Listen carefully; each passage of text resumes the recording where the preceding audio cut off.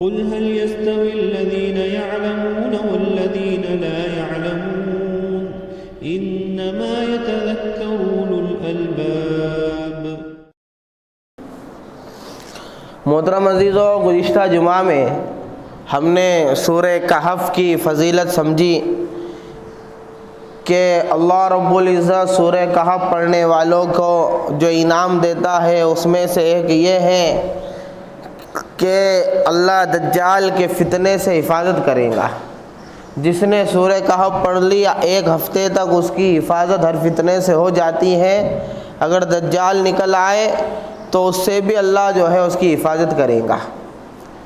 اور یہ بات بیان کی گئی تھی کہ بنیادی طور پر 4-5 واقعات سورہ کہف کے اندر بیان کیے گئے ہیں، اور ہر واقعے میں کسی فتنے کا علاج ہے، فتنے سے بچنے کا طریقہ معلوم ہوتا ہے۔ لہٰذا گزشتہ اصحاب کہف کا واقعہ جس کی بنیاد پہ سورت کا نام بھی کہف رکھا گیا، اس کو ہم نے سمجھا تفصیل کے ساتھ، اور یہ دیکھا کہ کس طرح ایمان کی آزمائش آتی ہے اور کس طرح ایمان کی آزمائش میں اپنے آپ کو بچانا ہوتا ہے۔ آج ہم دیکھیں گے کہ جس طرح آدمی ایمان کے راستے سے آزمایا جاتا ہے اور ایمان والوں کو ایمان کا دھوکہ لگ جاتا ہے، اور بسا اوقات ان کے ایمان پر شیطان اور نفس اور فتنہ ڈاکہ ڈالتا ہے اور ایمان کو لوٹ لیتا ہے، اسی طریقے سے بسا اوقات آدمی علم کے فتنے کے اندر مبتلا ہو جاتا ہے، علم کی آزمائش میں مبتلا ہو جاتا ہے۔ تو علم کی آزمائش میں مبتلا ہونے والا یہ اپنے آپ کو ہلاکت کے اوپر ڈال سکتا ہے۔ لہٰذا اللہ رب العزت نے سورہ کہف کے اندر ایک واقعہ بیان فرمایا کہ ایک وقت کے نبی نے جب اپنے تعلق سے علم کا اقرار کیا تو اللہ نے کیسے ان کو آزمایا اور اس کے ضمن کے اندر امت کو کیا رہبری دی، اس بات کو ہم سمجھیں گے۔ قرآن کریم کے سورہ کہف کی آیت 60 سے یہ واقعہ شروع ہوتا ہے۔ واقعہ کیا ہے کہ ایک مرتبہ حضرت موسیٰ علیہ نبی علیہ السلام جو ایک جلیل القدر پیغمبر اولو العزم نبی اور رسول ہے، اللہ نے آپ کو بنی اسرائیل میں نبی اور رسول بنا کر بھیجا، آپ کو تورات دی اور آپ کو بنی اسرائیل میں دعوت کا کام کرنے کا ذمہ آپ کے لیے لگایا، لہٰذا آپ اپنا کام کرتے تھے۔ ایک مرتبہ بنی اسرائیل کو جمع کیا اور بنی اسرائیل میں حضرت موسیٰ علیہ السلام کیا کرنے لگے، بیان کرنے لگے، اعلان کرنے لگے۔ تو کسی نے سوال کیا کہ اے موسیٰ، اس وقت زمانے میں سب سے زیادہ علم والا کون ہے؟ تو موسیٰ علیہ السلام نے جواب دیا کہ میں ہوں۔ اور یہ بات بالکل حقیقت ہے کہ وہ علم جس سے بندے کا تعلق اللہ سے جڑتا ہے، وہ علم جو بندے کو آخرت میں کامیاب کراتا ہے، جس کو علم شریعت کہتے ہیں، علم دین کہتے ہیں، یہ علم نبی سے زیادہ اپنے زمانے میں کسی اور کو نہیں ہوتا۔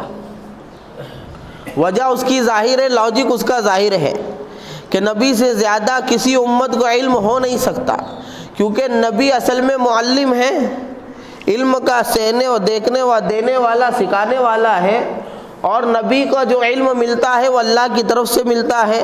تو اللہ کی طرف سے ملا ہوا علم یہ نبی کے پاس ہوتا ہے اور نبی اس کو تقسیم کرتا ہے اپنی امتیوں کے اندر۔ تو ایک نبی جو اللہ سے سیکھا ہوا ہے اور ایک وہ بندہ جو نبی سے سیکھا ہوا ہے، تو اللہ سے سیکھا ہوا نبی ہمیشہ علم میں زیادہ ہوں گا، اور اس کے بعد جتنے امتی ہوں گے وہ نبی سے کم علم والے ہوں گے۔ موسیٰ علیہ السلام نے جو جواب دیا وہ بالکل حق کہا تھا، اس میں کوئی جھوٹ اور اس میں کوئی دو رائے نہیں تھی۔ لیکن اللہ رب العزت کی شان یہ ہے کہ اللہ رب العزت اپنے محبوب بندے کی تھوڑی سی خطا پر بھی اور تھوڑی سی غیر مناسب بات پر بھی پکڑ کر لیتے ہیں۔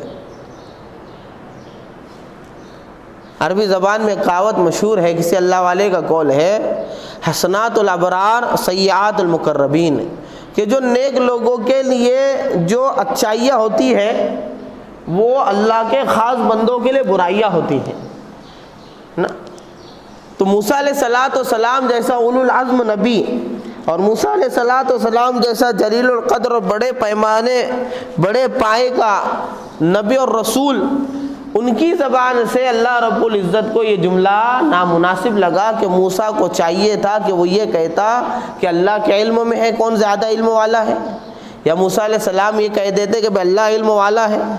یعنی موسیٰ علیہ السلام نے اپنے جواب میں علم کو اللہ کی طرف منسوب کرنا تھا، یہ زیادہ مناسب تھا، یہ زیادہ مناسب تھا۔ حقیقت بولی لیکن اللہ کو غیر مناسب لگا وہ موسیٰ علیہ السلام کی زبان سے، لہذا اللہ رب العزت نے فیصلہ کیا کہ موسیٰ علیہ السلام کو علم کے لائن سے آزمائیں اور بتائے موسیٰ علیہ السلام کو کہ اللہ دنیا میں ایسا علم تقسیم کرتا ہے کہ ایک بندے کے پاس ایک علم ہوتا ہے، وہ اس میں ماہر ہوتا ہے اور اس کے اندر وہ عالم الناس ہوتا ہے، سب سے زیادہ جاننے والا، اور دوسرے بندے کو دوسرا علم دیتا ہے، وہ اس کے پاس اس میں عالم الناس ہوتا ہے۔ لہذا اللہ رب العزت نے کہا کہ ہمارا ایک بندہ ہے جس کے پاس تم سے زیادہ علم ہے، موسیٰ علیہ السلام کو کہا۔ تو ہم جیسے موسیٰ علیہ السلام کو معلوم پڑا کہ ایک بندہ وہ ہے جس کو اللہ نے جو ہے مجھ سے زیادہ علم دیا ہے، تو موسیٰ علیہ السلام نے خواہش ظاہر کی کہ میں اس سے علم سیکھوں گا، اللہ سے درخواست کی۔ تو اللہ رب العزت نے موسیٰ علیہ السلام کو پتہ بتایا کہ ایک جگہ ہے جہاں پر دو دریا ملتے ہیں، مجمع البحرین، دو دریا ملتے ہیں، وہاں پر وہ ہمارا بندہ ہے، تم وہاں جا کے اس سے ملاقات کرنا۔ اور ملاقات کی ترتیب اللہ کی طرف سے وحی کے ذریعے یہ بتائی گئی کہ تم اپنی تھیلی میں ایک مچھلی لے لینا اور مچھلی لے کر جو ہے سفر میں نکل جانا۔ جاؤ مچھلی تم سے دور ہو جائیں گی، کھو جائیں گی، گم ہو جائیں گی، وہیں پر وہ بندہ تم کو مل جائے گا۔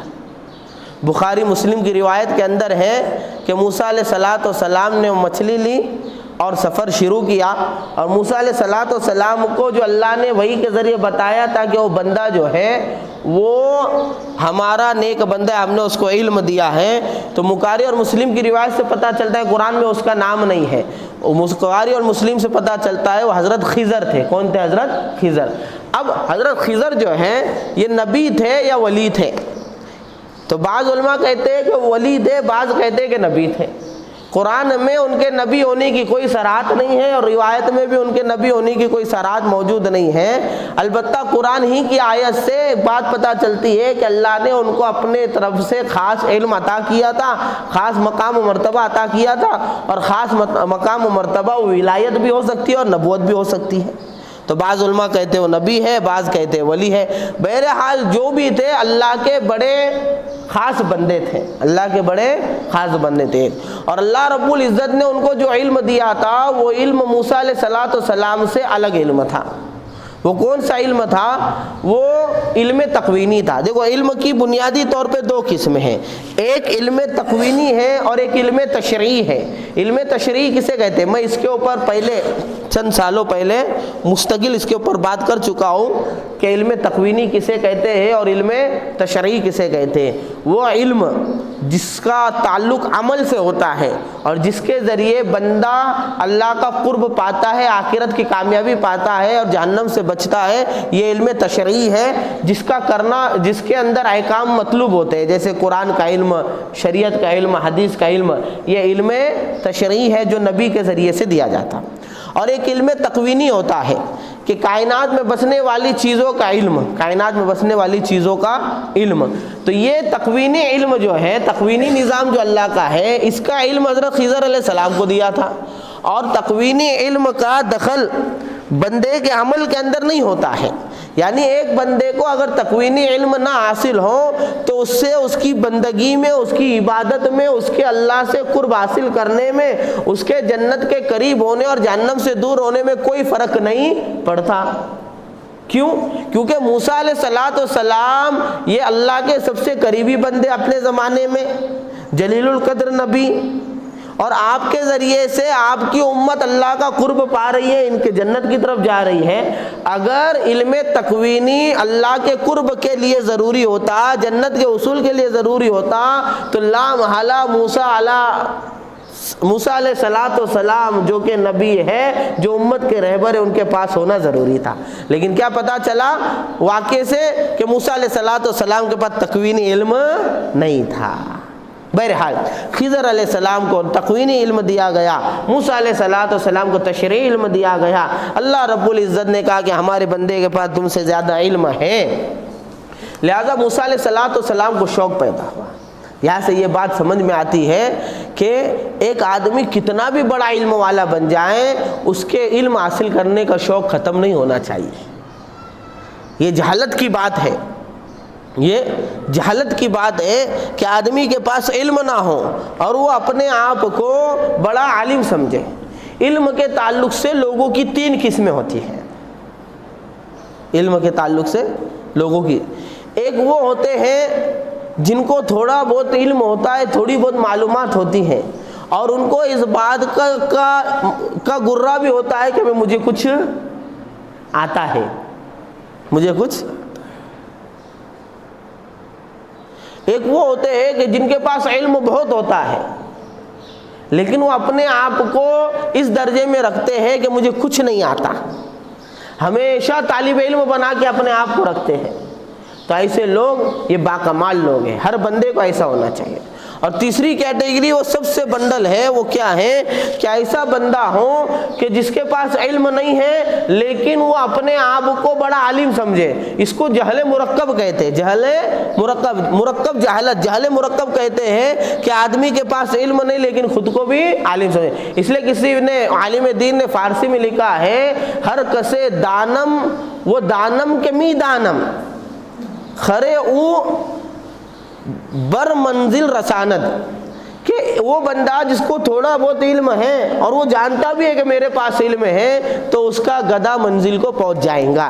یعنی یہ بات بری ہے کہ آدمی اپنے آپ کو بڑا علامہ سمجھے یا اپنے آپ کو اہل علم جانکار سمجھے، طالب علمانہ شان اس کے اندر نہ ہو، تو یہ چیز ٹھیک ہے، مناسب نہیں ہے، لیکن وہ چل جائے گا. اس کے علم کے برکت سے اس کا گدھا کہیں نہ کہیں کیا کر جائے گا، منزل پہ پہنچ جائے گا. وہ ہر کسے دانم، وہ دانم کے نمی دانم، کہ ہر وہ بندہ جس کو علم ہے اور علم کے تعلق سے یہ گمان رکھتا ہے مجھے تو کچھ آتا نہیں، ہمیشہ اپنے آپ کو طالب علمانہ شان کے ساتھ رکھتا ہے، شوق. اور حدیث کے اندر بھی اللہ کے نبی صلی اللہ علیہ وسلم نے فرمایا کہ 2 بھوک ایسی ہیں کہ جو کبھی پوری نہیں ہوتی، 2 بھوک ایسی ہیں جو کبھی پوری نہیں ہوتی. اس میں سے ایک بھوک خیر کی اور دین کے علم کی ہے، کہ جس کو حقیقی معنی میں شریعت کے علم کی بھوک لگ جاتی ہے وہ کبھی سیراب نہیں ہوتا.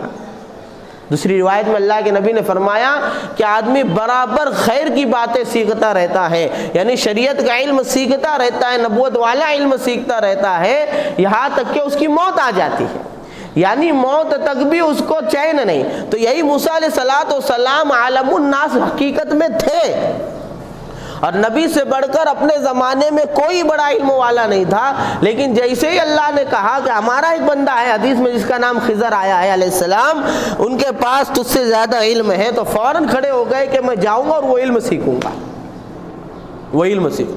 یہ نبیوں کی شان ہوتی ہے. یہ علم کا شوق ہونا چاہیے مسلمان کے اندر. آج علم کا شوق نہیں تو دین کے علم سے امت کوری ہے، اور اتنی کوری ہے کہ جو فرض مقدار ہے علم کی وہ بھی نہیں سیکھتے ہم. فرض مقدار کتنی ہے جس سے بندگی کی شکل درست ہو جائے، بندگی کی شکل درست ہو. بہرحال تو موسیٰ علیہ السلام نے کہا کہ میں سفر کے لیے جاؤں گا. اب سفر کے اندر کوئی نہ کوئی ساتھی ہو، سفر کے اندر کوئی نہ کوئی ساتھی ہو. سفر کے مستقل آداب ہے، یہاں اس کے اگر ہم چھیڑیں گے فی الحال تو وقت نکل جائے گا. کسی جمعہ کے اندر مستقل سفر کے اوپر اس کے آداب مسائل کا مذاکرہ کریں گے انشاءاللہ. تو اس میں سے ایک ادب یہ ہے کہ کوئی ساتھی لے لو، کوئی کیا کر لو، ساتھی سفر میں لے لو. ایک دوسرا ادب یہ ہے کہ سفر میں توشہ لے لو، سفر میں توشہ لے لو. ٹھیک ہے. تو موسیٰ علیہ السلام نے ایک ساتھی لیا جو ان کے خادم تھے اور ان کو لے کر چلنے لگے، اور نوجوان تھے. وہ بخاری اور مسلم کی روایت کے اندر ہے کہ وہ یوشع بن نون تھے. یوشع بن نون یہ تیسری چوتھی پیڑھی میں حضرت یوسف علیہ السلام کے اولاد میں بتائے جاتے ہیں، یوشع بن نون، اور ان کے تعلق سے بھی یہ بھی کہتے ہیں نبی تھے یوشع بن نون علیہ السلام، ٹھیک ہے۔ تو یوشع بن نون نوجوان تھے، آپ کے خادم تھے، تو موسیٰ علیہ السلام ان کو لیے اور سفر شروع کیے۔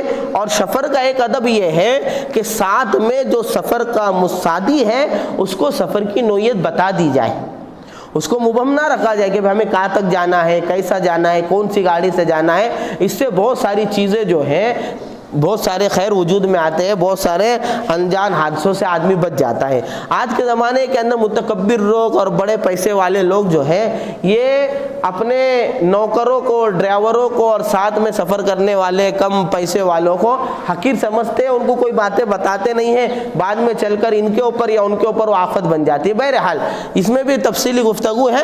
ایک ادب یہ یاد رکھے کہ اپنے ساتھی کو سفر کی نوعیت بتا دینا چاہیے، جیسے موسیٰ علیہ السلام نے بتا دی، تو اسی قرآن کہتا ہے وَإِذْ قَالَ مُوسَىٰ، اس وقت کو یاد کرو جب کہ موسیٰ علیہ السلام نے فتح اپنے لڑکے سے کہا، یعنی خادم سے کہا۔ فتح جب منصوب کر کے بولا جاتا ہے تو مراد خادم ہوتا ہے، نوجوان خادم تو روایت میں نام ہے یوشع بن نون، کہ لا ابرأ حتی ابلغ مجمع البحرین او امضی حقبہ، کہ ہم برابر سفر کرتے رہیں گے یہاں تک کہ دو دریا کے جمنے کی جگہ پر، سنگم کی جگہ پہ آ جائیں گے، سنگم نہر آ جائیں گے۔ سنگم نہر، ارے سنگم نہر بولے تو ندیوں کے ملنے کی جگہ، یہ اپنا سنگم نہر نہیں ہے، نہیں تو بولے موسیٰ علیہ السلام کہاں آئے تھے؟ سنگم نہر آئے تھے، نہیں، وہ سنگم مجمع البحرین دو دریا کے ملنے کی جگہ، تو اپنا سنگم نہر بھی یا دو دریا ملتے نا، بہرحال تو موسیٰ علیہ السلام کہاں آئے تھے بولو؟ کہاں آئے تھے بولو؟ سنگم نہر میں آئے تھے، ٹھیک، وہاں تک ہم چلتے رہیں گے، ٹھیک ہے، یا پھر ایک لمبے زمانے تک چلتے رہیں گے، حقبہ ایک لمبے زمانے تک چلتے رہیں گے۔ فلما بلغ مجمع بینہما نسیا حوتہما فاتخذ سبیلہ فی البحر سربا، پھر قرآن آگے کیا کہتا ہے، اور جب وہ مجمع البحرین میں پہنچے تو اپنی مچھلی بھول گئے، پھر دوبارہ لوٹ کر جو ہے اسی طرح چلے گئے، ٹھیک ہے۔ کیا ہوا آگے؟ موسیٰ علیہ السلام نے سفر شروع کیا حضرت یوشع بن نون کے ساتھ، اور جیسے اللہ کا حکم ہوا تھا کہ مچھلی ہاتھ میں لینا، بعض مفسرین کہتے ہیں کہ مچھلی کھانے کے لیے جو ہے لی تھی، اور موسیٰ علیہ السلام نے مچھلی بھون کر ساتھ میں رکھی تھی اور راستے میں اس سے کچھ کھایا بھی تھا، اور بعض مفسرین کہتے ہیں کہ کھانے کے لیے نہیں تھی بلکہ علامت کے لیے تھی، ایک تھیلی میں اور ایک تھیلی میں ناشتے کا کھانے کا سامان دوسرا تھا۔ بہرحال علامت کیا بتائی گئی تھی کہ ایک سنگم کی جگہ ہوں گی، سنگم نہر کی جگہ ہوں گی، اور وہاں پر تمہاری مچھلی تم سے کھو جائیں گی، تو وہیں پہ وہ بندہ ملیں گا، خضر ملیں گے۔ تب چلتے چلتے موسیٰ علیہ السلام اور یوشع بن نون چلے، ایک جگہ پر آئے، تھکن ہوئی، تب پتھر کو ٹیک لگا کے سو گئے، پتھر کو ٹیک لگا کر سو گئے۔ جیسا سوئے موسیٰ علیہ السلام کو کیا ہو گیا؟ نیند لگ گئی۔ کیا ہو گیا؟ نیند لگ گئی۔ تو یوشع بن نون نے دیکھا ایک معجزہ ظاہر ہوا۔ کیا معجزہ ظاہر ہوا؟ وہ تھیلی میں جو مچھلی تھی مری ہوئی تھی، اس میں جان پڑ گئی اور وہ کود کے دریا میں اتر گئے، ایک معجزہ۔ دوسرا معجزہ یہ ہوا کہ دریا کے اندر جب وہ کودی تو دریا کا پانی حرکت کرنے سے بند ہو گیا، یعنی جس طرح پانی میں سرنگ بنی، زمین پہ سرنگ بنی ہوتی ہے تو پتھر کے درمیان سوراخ نظر آتا ہے، تو جب وہ مچھلی پانی میں چلنے لگی تو اس طریقے سے سرنگ نظر آ گئے، بعد میں مل گیا ہوگا۔ بہرحال اس طرح سے عجیب معاملات یوشع بن نون نے دیکھے۔ انہوں نے سوچا کہ حضرت موسیٰ علیہ السلام جب نیند سے بیدار ہوں گے ان کو بتا دوں گا، لیکن وہ بھول گئے۔ کیا ہو گیا؟ بھول گئے۔ اب موسیٰ علیہ السلام اٹھے، موسیٰ علیہ السلام اٹھے، اور اٹھنے کے بعد یہ دونوں نے سفر شروع کیا، ٹھیک ہے۔ فلما بلغ مجمع بینہما نسیا حوتہما فاتخذ سبیلہ فی البحر سربا، کہ جب وہ اپنے مجمع البحرین کے پاس پہنچے تو اپنی مچھلی کو بھول گئے، اور اس مچھلی نے سمندر کے اندر راستہ اختیار کیا۔ پھر انہوں نے آگے سفر شروع کیا۔ فلما جاوز قال لفتاه آتینا غدانا لقد لقینا من سفرنا هذا نصبا، پھر جب موسیٰ اور یوشع علیہ السلام آگے چلے تو تھوڑی دیر جانے کے بعد موسیٰ علیہ السلام نے کہا بھائی لاؤ ناشتہ واشتہ کراؤ، نکالو کھانے کا سامان، یہ سفر میں بڑی تھکن ہو گئی، سفر میں کیا ہو گئی؟ بڑی تھکن ہو گئی۔ تو اب جیسے ہی موسیٰ علیہ السلام نے کہا کہ ناشتے کا سامان نکالو، کھانے کا سامان نکالو، تو اب یوشع بن نون کو یاد آیا کہ بھائی پیچھے تو ایک واقعہ ہو گیا، جو کھانے کے واسطے جو ناشتہ تھا اور مچھلی تھی پاس میں، وہ مچھلی کا تو معاملہ ایسا ہو گیا، اب کیا کریں؟ تو اب موسیٰ علیہ السلام سے کہا قال ارأیت اذ اوینا الی الصخرۃ فانی نسیت الحوت، کہ جب ہم وہ پتھر کے پاس آرام کے لیے رکے تھے وہاں میں مچھلی بھول گیا، وما انسانی ہوں الا الشیطان ان اذکر، مجھے نہیں بلایا مگر شیطان نے، یعنی شیطان میرے دماغ پہ غالب آ گیا اور میں بھول گیا اتنا عظیم واقعہ تم سے بتانے کے لیے۔ اور واتخذ سبیلہ فی البحر عجبا، اور اس نے سمندر کے اندر الگ راستہ اختیار کیا، یعنی مچھلی وہاں پہ نکلی اور الگ راستہ اختیار کر کے گئی جیسے میں نے تم کو بتایا۔ قال ذلک ما كنا نبغي فارتد على آثارهما قصصا، موسیٰ علیہ السلام کو یاد آیا ارے وہی تو تھی بات کہ جہاں مچھلی کھو جائیں گی وہی ہمیں وہ بندہ مل جائے گا۔ لہٰذا اب مفسرین نے لکھا ہے، علماء اکرام نے، کہ وہ پتھر کے پاس سے یہ تقریباً 1 دن اور 1 رات آگے چل چکے تھے، لمبا سفر کر چکے تھے۔ جیسے ہی معلوم پڑا ایسا ہے، فوراً موسیٰ علیہ السلام نے اپنے ساتھی سے یوشع بن نون سے کہا کہ بھئی وہی تو ملنے والے تھے، فوراً وہ لوٹ کر آئے اور اپنے نشان قدم پہ چلنے لگے۔ علی آثارہما قصصا، نشان قدم پر مفسرین نے لکھا ہے کہ راستہ ایسا روڈ سڑک مضبوط بنا ہوا نہیں تھا، اس لیے مٹی وغیرہ تھی، تو ان کے جو نشان قدم تھے وہ پیچھے چھوڑتے جا رہے تھے، تو اسی کے اوپر دیکھتے دیکھتے واپس جب وہاں پر مجمع البحرین کے پاس جہاں پر انہوں نے آرام کیا تھا وہاں پہنچے، فوجد عبدا من عبادنا، تو ہمارے خاص بندوں میں سے ایک بندے کو پایا۔ وہ بندہ کیسا تھا؟ آتیناہ رحمتا من عندنا وعلمناہ من لدنا علما، کہ اس کو ہم نے اپنی طرف سے ایک خاص رحمت اور اپنی طرف سے خاص علم عطا کیا تھا، ایک خاص اپنی رحمت اور خاص علم عطا کیا تھا۔ قال له موسیٰ لاتبعک علی ان تعلمنی مما علمت رشدا، موسیٰ علیہ السلام نے ان سے کہا کہ میں آپ کے ساتھ رہنا چاہتا ہوں اس شرط کے اوپر کہ اللہ نے آپ کو جو علم سکھایا مجھے بھی سکھاؤ۔ دیکھو وقت کا نبی ہے، علم سیکھنے کے لیے سفر کر رہا ہے، اور آج امت کا حال یہ ہے کہ مسجد میں علم سکھایا جا رہا ہے لیکن امت آنے کو تیار نہیں، پکڑ کر لایا جا رہا ہے، اعلان کیا جا رہا ہے کہ بیٹھو سیکھ لو، کچھ سیکھ لو، لیکن امت علم سیکھنے کو تیار نہیں۔ اور نہ وقت کا نبی ہے، عالم الناس ہے، اور جب پتہ چلا کہ ایک بندے کے پاس مجھ سے زیادہ علم، فوراً وہاں پر پہنچے۔ بہرحال موسیٰ علیہ السلام اور خضر کی وہاں پر ملاقات ہوئی۔ مفسر نے لکھا ہے جیسے وہ پتھر کے پاس آئے تو دیکھا کہ ایک بندہ پیر سے لے کر سر تک چادر اوڑھے ہوئے سویا ہے۔ موسیٰ علیہ السلام نے سلام کیا، السلام علیکم ورحمۃ اللہ وبرکاتہ۔ تو خضر علیہ السلام بڑے تعجب سے کہ اس بیابان میں، جنگل میں آدم ذات کہاں سے آ گیا، سلام کا جواب دیا، اٹھ کر بیٹھے، دیکھا کہ ایک بندہ کھڑا ہے اور ان سے پھر گفتگو ہوئی۔ موسیٰ علیہ السلام نے جب یہ شرط رکھی تو خضر نے علیہ السلام نے روایت کے اندر ایک بات کہی موسیٰ علیہ السلام سے کہ میرے پاس جو علم ہے وہ آپ کو نہیں معلوم، اور آپ کے پاس جو علم ہے وہ مجھے نہیں معلوم۔ جیسے میں نے شروع میں کہا کہ موسیٰ علیہ السلام کے پاس علم تشریعی تھا، شریعت کا علم تھا کہ جس کے ذریعے سے اللہ کا قرب حاصل کیا جاتا ہے، اللہ کی عبادت اور بندگی کی جاتی ہے، اور حضرت خضر علیہ السلام کے پاس علوم تقوینی تھا، اور عالم بنانے کے اور عالم کے پیچھے چھپی ہوئی حکمتوں اور رازوں کا علم اللہ نے دیا تھا۔ تو جو آپ کو معلوم مجھے نہیں، جو مجھے معلوم آپ کو نہیں۔ اب یہاں پر ایک سوال پیدا ہوتا ہے، موسیٰ علیہ السلام افضل ہیں یا پھر خضر علیہ السلام؟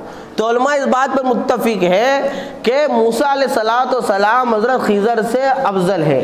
وجہ اس کی یہ ہے کہ موسیٰ علیہ السلام کا نبی ہونا بھی مسلم ہے، رسول ہونا بھی مسلم ہے، اولو العزم نبی ہونا بھی مسلم ہے، اور خضر کا پہلے تو میں نے کہا خضر علیہ السلام کا ولایت اور نبوت میں ہی اختلاف ہے، کیونکہ قرآن نے ان کی نبوت کا بیان نہیں کیا جیسے موسیٰ علیہ السلام کی بیان کی۔ بیان. دوسرا ان کے پاس تشریعی علم نہیں تھا جس سے پتہ چلتا ہے کہ ان کی کون سی امت ہے کیا ہے, حدیث میں اس کا کوئی تذکرہ ملتا ہے نہیں.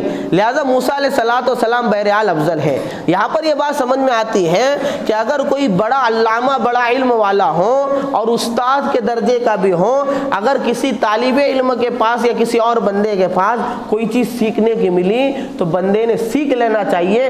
اس بات میں حیا اور شرم نہیں کرنی چاہیے کہ میں اتنا بڑا یہ بچے سے کیسے سیکھ لوں اور یہ فلاں بندے سے کیسے سیکھ لوں. یا موسیٰ علیہ الصلوۃ والسلام خضر علیہ السلام سے افضل ہے, لیکن اس کے باوجود علم سیکھ رہے ہیں.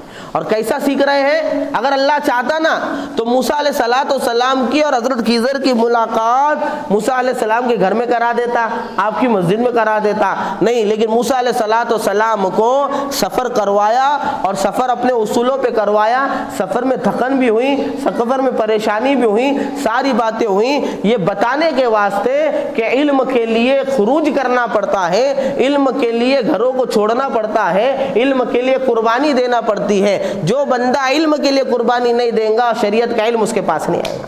اس لیے علماء کرام کے یہاں ایک جملہ مشہور ہے کہ علم بڑا غیور ہے, جب تک تم اپنا پورا کے پورا علم کو نہیں دے دو گے علم تمہارا کو تھوڑا سا بھی نہیں دے گا. یعنی جب تم پورا علم کے واسطے پورا وقت لگا دو گے تب جا کر تم کو تھوڑا سا کیا ملے گا, علم ملے گا. اس لیے علم کے لیے سفر کرنا, علم کے لیے جو ہے خروج کرنا, علم کے لیے قربانیاں دینا یہ ضروری ہے, ورنہ اللہ کرا سکتے تھے ملاقات. بہرحال دونوں کی ملاقات ہوئی. موسیٰ علیہ الصلوۃ والسلام نے خضر سے کہا کہ بھائی میں آپ کے ساتھ رہوں گا, آپ کی اتباع کروں گا. ان تعلمنی مما علمت رشدا, اس شرط پر کہ آپ کیا کرو, مجھے وہ علم سکھاؤ جو آپ کے پاس ہے. اب یہاں پر موسیٰ علیہ الصلوۃ والسلام کہہ رہے ہیں کہ میں آپ کی اتباع کروں گا, لہٰذا آپ معلم کی حیثیت سے ہے تو میں اتباع کروں گا. اس لیے جس سے علم سیکھا جاتا ہے نا اس کی قدر, اس کی عزت ضروری ہے, اس کی عزت. ہاں, شریعت کی نگاہ میں حقیقی علم جو ہے علم تشریع شریعت کا علم ہے, ٹھیک ہے. ہاں, اس کی عزت ضروری ہے. اگر امام سے علم سیکھ رہے ہیں, معلم سے علم سیکھ رہے ہیں, کسی عالم سے علم سیکھ رہے ہیں, کسی استاد سے علم سیکھ رہے ہیں, اگر اس کی عظمت دل کے اندر نہیں ہے تو ان چیزوں سے نفع نہیں ہوگا, بلکہ اللہ علم سیکھنے کی توفیق بھی سلب کر دے گا. بہت سارے لوگ وہ ہوتے ہیں جو امام کی غیبت کی وجہ سے امام کے علم سے محروم ہو جاتے ہیں.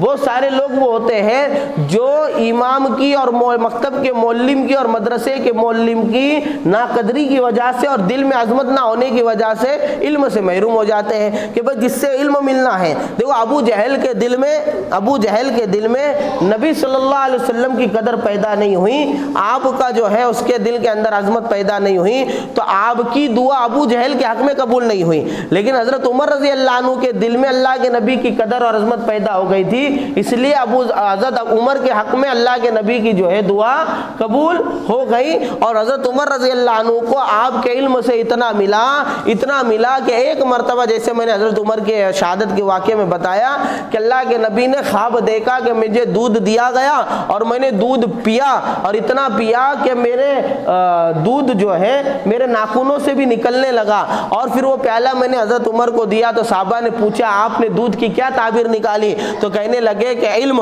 یعنی میرے علم میں سے ایک بڑا حصہ حضرت عمر کو ملا. ابو جہل ناقدرہ تھا, اس لیے نہ ابو جہل کے حق میں, ورنہ اللہ کے نبی نے دونوں کے لیے دعا مانگی تھی. ابو جہل کے حق میں دعا قبول نہیں ہوئی, عمر کے حق رضی اللہ عنہ کے حق میں دعا. اس لیے جو امام کی غیبت کرے گا, جو مکتب کے معلم کی غیبت کرے گا, جو مدرسے کے معلم کی بدخواہی کرے گا, ایسوں کی نسلوں کو اور اولادوں کو بھی اللہ علم دین سے محروم رکھے گا. آج ایک معلم کی شکایت اگر آ جائے, مدرسے کی شکایت آ جائے, کوئی اور شکایت آ جائے, تو ہم ان کے تعلق سے بدگمانی پیدا کر لیتے ہیں, تو علم حاصل کرنے کا بنیادی اصول ہی چھوڑ دیتے ہیں, اللہ محروم کر دیتا ہے. کئی اولاد ایسی ہے کہ باپ کے چاہت کے باوجود بھی وہ علم نہیں حاصل, ناظرہ نہیں سیکھ پائی. کیوں؟ کیونکہ باپ نے دل میں عظمت ختم کر دی تھی. اس لیے عظمت کے ساتھ جس سے علم سیکھیں گے اللہ علم دے گا, اور علم کے بغیر چارہ نہیں, یاد رکھنا, ورنہ جہالت پہ مریں گے امت, جہالت پہ. ہاں, بہرحال تو موسیٰ علیہ الصلوۃ والسلام نے کیا کہا حضرت خضر سے کہ بھائی میں آپ کے ساتھ رہ لوں گا اس شرط پہ کہ آپ کیا کرو گے, وہ علم مجھے سکھاؤ گے. یعنی چلے گئے ایڈمیشن لینے کے واسطے اور ایڈمیشن کی درخواست دی، ایڈمیشن کی درخواست کی حضرت خضر کو، کون؟ حضرت موسیٰ علیہ السلام۔ تو حضرت خضر علیہ السلام نے کہا کہ بھائی دیکھو ہمارے پاس معاملہ بہت الگ ہے، دوسرے الفاظ میں ہمارے مدرسے کے شرط اور کنڈیشن بہت ہارڈ ہے، تم یہاں ٹک نہیں سکتے، تم اس کو برداشت نہیں کر سکتے۔ کیا کہا حضرت خضر؟ قال لہ قال انک لن تستطیع معی صبرا، موسیٰ علیہ السلام سے خضر نے کہا علیہ السلام نے کہ تم میرے ساتھ صبر نہیں کر پاؤ گے۔ کیوں؟ کیونکہ میرے پاس جو علم ہے وہ علم تکوینی ہے، وہ حکمتوں والا علم ہے، وہ ظاہر میں آپ کو ایسا نظر آئے گا کہ آپ کی شریعت کے تشریعی علم کے خلاف ہے، اور جب شریعت کے خلاف کوئی چیز آپ کو نظر آئیں گی تو بطور نبی ہونے کے، بطور داعی ہونے کے اور بطور جلیل القدر اور اولو العزم نبی ہونے کے آپ کو برداشت نہیں ہونے کا، آپ تو روک ٹوک کر دو گے، اور معلم کی روک ٹوک کرنا شاگرد کے لیے یہ نقصان کا سبب ہوتا ہے، لہذا آپ میرے ساتھ صبر نہیں کر پاؤ گے۔ تو کہا خضر علیہ السلام نے کہ بھائی کیا کرو کہ تم میرے ساتھ صبر نہیں کر پاؤ گے، اور آگے کہنے وَكَيْفَ تَصْبِرُ عَلَى مَا لَمْ تُحِطْ بِهِ خُبْرًا، کہ ایسے علم کے اوپر اور ایسی بات پہ تم کیسے صبر کر سکتے ہو کہ جس کی حکمت اور حقیقت تم کو معلوم نہیں، کیونکہ دونوں علم الگ الگ ہے۔ لیکن موسیٰ علیہ السلام کے اندر علم کو سیکھنے کا جذبہ تھا، تو موسیٰ علیہ السلام نے کہا قال ستجدنی انشاءاللہ صابرا ولا اعصی لک امرا، کہ میں ضرور صبر کروں گا اور آپ مجھے صبر کرنے والے پاؤں گے، یعنی آپ کی شرطوں کے اوپر میں اتروں گا، علم حاصل کرنے کے لیے برداشت کروں گا، صبر کروں گا، آپ کے کسی معاملے کی میں کیا کروں گا؟ نافرمانی نہیں کروں گا۔ قال فإن اتبعتنی فلا تسألنی عن شيء حتى أحدث لك منه ذکرا، تو خضر نے کہا ٹھیک ہے، جب تم صبر کرنے لگے تو اصول سن لو۔ اصول کیا ہے؟ اصول یہ ہے ایڈمیشن کا کہ کسی بھی چیز کے تعلق سے سوال نہیں کرنا جب تک کہ میں خود اس کے بارے میں تمہیں وضاحت نہ دے دوں، کسی بھی چیز کے بارے میں سوال مت کرنا جب تک کہ میں اس کے بارے میں تمہیں وضاحت نہ کر دوں۔ تو موسیٰ علیہ السلام نے کہا ٹھیک ہے۔ اس کے بعد کیا ہوا؟ فانطلقا، دونوں نکلے سفر کے اندر، سفر کے اندر نکلے تو دریا آیا، دریا پار کرنا تھا تو کشتی میں بیٹھ کے جانا تھا۔ اب ایک کشتی تھی لکڑے کی بنی ہوئی، اس کشتی کے اندر جو ہے سوار ہو گئے، کشتی کے اندر کیا ہو گئے؟ سوار ہو گئے، اور وہ کشتی جو ہے نا، روایت کے اندر آتا ہے کہ 10 بھائیوں کی کشتی تھی، جس میں سے 5 معذور تھے اور 5 ہٹے کٹے تھے۔ تو وہ جو ہٹے کٹے جو مزدور تھے وہ کیا کرتے تھے کہ اس کو کرائے پہ چلاتے تھے، اس کا جو پیسہ آتا تھا اس سے 10 بھائی کا کھانا پینا چلتا تھا، اس طرح کا معاملہ تھا۔ بہرحال جیسے آئے خضر علیہ السلام نے کہا کہ ہم کو کشتی میں سوار کر لو، تو ان خضر علیہ السلام کو پہچانتے ہوں گے یا کسی وجہ سے ان کے دل کے اندر بات آئی، انہوں نے تینوں کو، یوشع بن نون، حضرت موسیٰ اور حضرت خضر، تینوں کو کشتی میں کیا کر دیا؟ سوار کر دیا۔ جب کشتی میں بیٹھے، ایک روایت کے اندر ہے، معارف القرآن میں بھی ہے اور دوسری جگہ بھی ہے، کہ ایک پرندہ آیا اور اس نے نا ایک چوچ بھر کر پانی پیا۔ تو خضر علیہ السلام نے موسیٰ علیہ السلام سے کہا کہ میرے اور تمہارے پاس جتنا علم ہے اس کی مقدار اتنی ہی اللہ کے علم کے سامنے جتنی سمندر کے سامنے چوچ کے پانی کی۔ بہرحال بیٹھے، سفر شروع ہوا، خضر علیہ السلام نے کلاڑی لی اور اس کی ایک پھلی نکال دی، اس کی کیا کریں؟ پھلی۔ اب موسیٰ علیہ السلام جلیل القدر نبی، شریعت کے خلاف کام۔ بھائی ایک آدمی آگے سے احسان کر رہا ہے، بنا معاوضہ اور بلا پیسے کے جو ہے سفر کرا رہا ہے، ہونا تو یہ چاہیے تھا کہ اس کے لیے دعائیں کرتے، ہونا تو چاہیے تھا اس کا ماتھا چومتے، ہونا تو یہ چاہیے تھا اس کی عظمت کرتے، الٹی ہی اس کی کشتی کے اندر نقصان کر دیا۔ اسی کو قرآن کہتا ہے، کیا کہتا ہے؟ فانطلقا، وہ دونوں نکلے، حتی اذا رکبا فی السفینۃ خرقها، ایک کشتی میں سوار ہوئے تو خضر نے کیا کیا؟ کشتی کو توڑ دیا۔ موسیٰ علیہ السلام کو برداشت نہیں ہوا، کہا موسیٰ نے خرقتها لتغرق اہلہا، ارے تم نے کشتی توڑ دی ان کی تاکہ یہ ڈوب کر مر جائے، کیونکہ کشتی ٹوٹیں گی، پانی اندر آئے گا، پانی پر کشتی چلتی ہے، پانی میں کشتی میں پانی نہیں چلتا، ڈوب جائیں گے۔ تو موسیٰ علیہ السلام کو اصول یاد دلایا حضرت خضر نے، کیا کہا؟ انہوں نے کہا نا لقد جئت شیئا امرا، آپ نے بڑا برا کام کیا خضر۔ تو خضر نے کہا قال الم اقل لک انک لن تستطیع معی صبرا، میں نے پہلے نہیں کہا تھا تم میرے ساتھ صبر کر نہیں پاؤ گے؟ اب موسیٰ علیہ السلام کو یاد آیا یار یہ اصول تو اپن بھول گئے تھے۔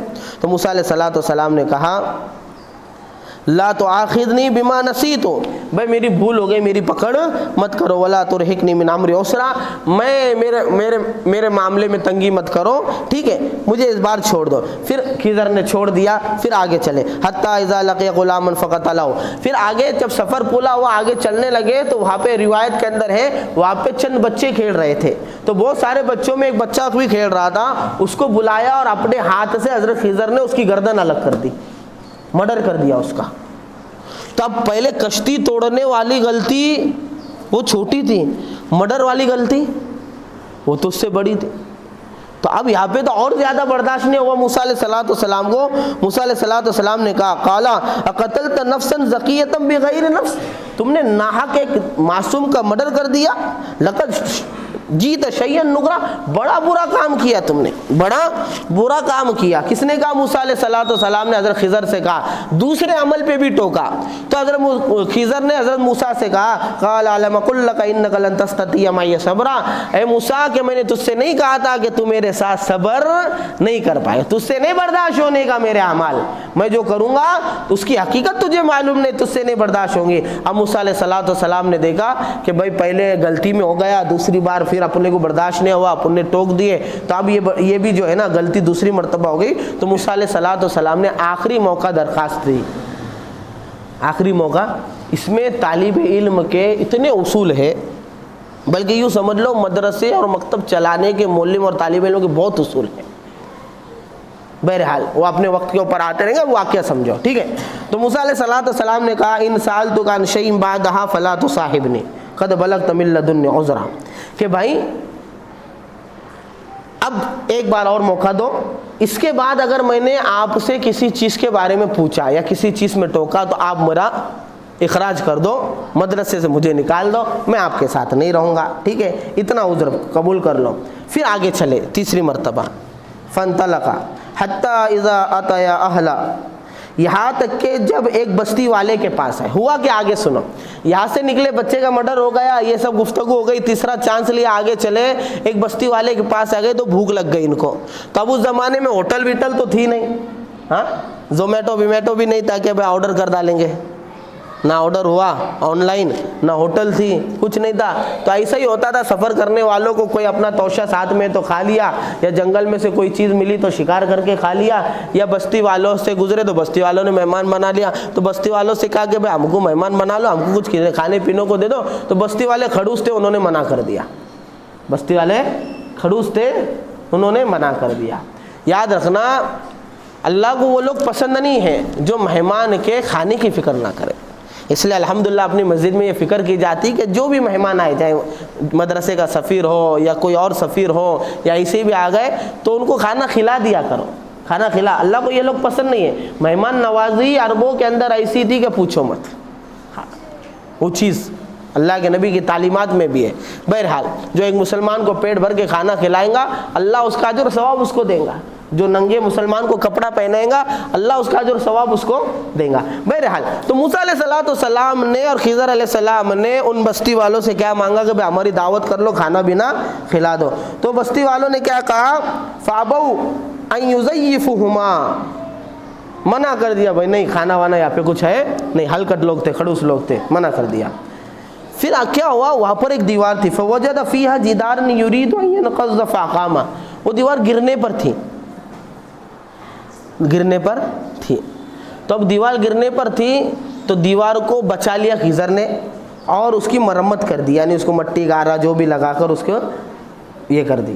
تو موسیٰ علیہ السلام کو اور غصہ چڑھا، بھئی یہ ایسی بے رخی کر رہے، اپنے پاس کھانے کا انتظام نہیں ہے، تو یہ دیوار اگر ٹوٹ رہی، ہم اس کو دیوار کو بنانا جانتے ہیں، اگر ہم ان کے ساتھ معاملہ مزدوری کا کر لیتے، بالکل حق حلال کا تھا کہ ہم تمہاری دیوار بنا دیں گے، اس کے بدلے میں کھانے کی چیزیں دے دینا، ہم کو مزدوری ہو سکتی تھی۔ لیکن حضرت خضر نے کیا کیا؟ انہوں نے انکار بھی کیا، تو دیوار جو ہے بنا کر چھوڑ دی۔ لہٰذا اس کے بعد موسیٰ علیہ السلام نے کہا لو شئت لاتخذت علی اجرا، ارے یہ کیا کر لیا، ان کی مہمان نوازی کا انکار کر دیا انہوں نے، اب کھانے کا کوئی نظم نہیں ہے، اگر تم اس کے اوپر کوئی اجر لے لیتے تو اچھا ہوتا۔ تو اب چونکہ تیسرا آخری موقع تھا، تیسرا اور آخری موقع تھا، تو اب موسیٰ علیہ السلام کو حضرت خضر نے کہا قال ھذا فراق بینی و بینک، کہ یہ تیرے اور میرے درمیان اب کیا ہے، اس سے آگے ہمارا سفر نہیں ہو سکتا۔ روایت میں ہے کہ اللہ کے نبی صلی اللہ علیہ وسلم جب صحابہ کو یہ واقعہ سنا رہے تھے تو ایک جملہ اللہ کے نبی نے کہا کہ کاش موسیٰ علیہ السلام اور تھوڑا صبر کر لیتے تو بہت ساری حکمت کی باتیں اور کھل سکتی تھی۔ یہ 3 باتیں ہیں نا، 3 واقعات ہوئے ان کے سفر میں، اور 3 حکمتیں اب بھی آگے آئیں گی جو خضر کے علم میں تھی علیہ السلام کے، موسیٰ علیہ السلام کے علم میں نہیں تھی۔ تو اگر اور زیادہ یہ صبر کر لیتے تو پتہ چلتا ٹھیک ہے۔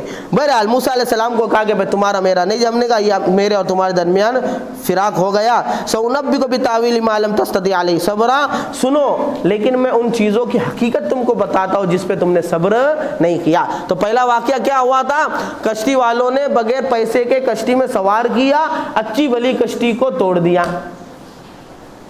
تو کہا خضر اب حکمت بتا رہے، اما السفینۃ فکانت لمساکین یعملون فی البحر فاردت ان عیبہ وکان وراءہم ملک یاخذ کل سفینۃ غصبا، کہ بہرحال جو کشتی تھی نا، کشتی اس کا سنو، وہ کشتی کا معاملہ ایسا تھا کہ وہ کشتی چند مزدوروں کی تھی، غریبوں کی، جیسے میں نے شروع میں بتایا روایت میں 10 بھائی تھے، 5 معذور تھے اور 5 کیا ہے اچھے تھے، اور وہ کشتی سے 10 کا گھر، 10 کا جو ہے کھانا پینا چلتا تھا۔ اور اس کے دریا کے ادھر سائڈ جدھر ہم لوگ جا رہے تھے ایک ظالم بادشاہ تھا، اس کا اصول یہ تھا کہ کشتی چیک کرتا تھا، جو اچھی کشتی تھی اس پہ قبضہ کر لیتا تھا، ہڑپ لیتا تھا۔ اگر وہ کشتی اس کے سامنے چلی جاتی اور وہ صحیح سالم ہوتی تو ظالم بادشاہ کیا کرتا، ظلم کر کے کشتی لے لیتا، تو ان کا 10 کا نقصان ہو جاتا کہ ان کے پاس کوئی ذریعہ معاش ہوتا نہیں، ان کا تو دیوالیاہ نکل جاتا، دکان ان کی بند ہو جاتی۔ تو میں نے کشتی میں عیب پیدا کر لیا تاکہ ظالم کے ظلم سے بچ جائے۔ اب جب حقیقت کھلی تو ٹیڑھا معاملہ سیدھا ہو گیا، ٹیڑھا معاملہ۔ اب تک حضرت خضر گنہگار نظر آ رہے تھے، حکمت جب کھلی تو جو ہے بڑے عقل مند نظر آئے اور خیر خواہ نظر آئے کہ کشتی میں توڑنا، عیب لگانا ان کے حق میں بہتر تھا، کیونکہ بڑے عذاب سے، جیسے بھائی پھوڑے پہ نشتر لگانا یہ کینسر کی وجہ سے مرنے سے بچانے کے لیے ہوتا ہے کہ بھائی پھوڑے پہ، کینسر کے پھوڑے پہ نشتر لگا دیا تو بظاہر نشتر لگانا برا لگتا ہے لیکن حقیقت میں بڑی عذاب سے بچاتا ہے۔ تو ان کا کلاڑی مار کر توڑنا تعجب تھا۔ بہرحال پھر آگے دوسرا واقعہ انہوں نے بتایا کہ اور رہی بات کئی کی کشتی کی تو اس کا یہ معاملہ، وَأَمَّا الْغُلَامُ فَكَانَ أَبُوَاهُ مُؤْمِنَيْنِ فَخَشِينَا أَن يُرْهِقَهُمَا طُغْيَانًا وَكُفْرًا، اور رہی بات بچے کی تو اس کے ماں باپ بڑے نیک اور صالح تھے اور ماں کو بڑی محبت تھی بچے سے، اور بچے کے تعلق سے یہ آثار بتا دیا تھا اللہ نے ان کو وحی کے ذریعے سے اور الہام کے ذریعے سے کہ یہ بچہ بڑا ہوگا تو کفر اور طغیان کے اوپر آئے گا، اور اس بات کا ڈر تھا کہ ماں محبت اولاد میں کئی اپنے ایمان کا سودا نہ کر دے اور کافرہ نہ بن جائے، اس لیے ماں باپ کے ایمان کی حفاظت کے لیے بچے کو مارنے کا حکم تھا، وہ بچے کو انہوں نے قتل کر دیا۔